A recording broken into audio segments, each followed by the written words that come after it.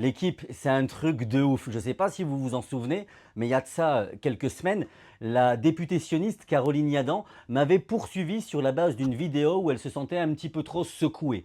Et j'ai été relaxé.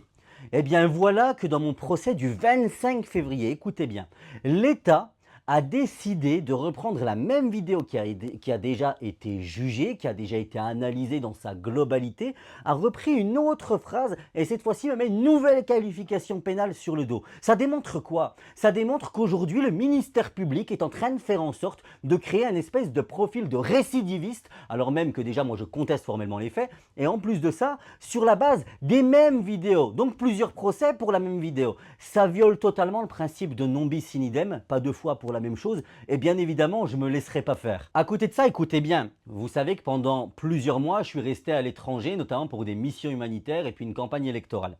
Voilà que pour justifier de mon placement en détention provisoire, le ministère public et les magistrats avaient expliqué « Monsieur Boudjekada n'a pas d'attache en France, ça fait des mois qu'il est ailleurs, etc. Donc il n'a pas d'ancrage ». Donc ils ont justifié qu'il y avait pour eux un risque de fuite, alors que c'est même moi qui, lorsque j'apprends que je suis recherché, truc de ouf, alors que je me suis toujours rendu aux convocations, bien qui décide de rentrer en France immédiatement. Eh bien désormais, pour m'attaquer sur la base de propos qui ont été tenus à l'étranger sur une plateforme internationale auprès d'un public international, cette fois-ci c'est l'argument inverse qu'ils utilisent. Monsieur Boudjekada a un ancrage territorial, un ancrage national fort.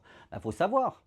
Vous dites tout et son contraire. Ça démontre qu'en fait, ils veulent juste se faire Ismaël Boudjekada. Mais vous inquiétez pas, j'ai les reins solides et je ne lâcherai rien. Je tenais simplement à vous en informer par souci de transparence. Ensuite, bien évidemment, pour celles et ceux qui souhaitent me soutenir, il y a deux choses à faire. Première chose, c'est de venir me rejoindre le 25 février à 13h30 devant le tribunal judiciaire de Paris. C'est le jour du procès, l'audience est publique et croyez-moi, ça va être mouvementé.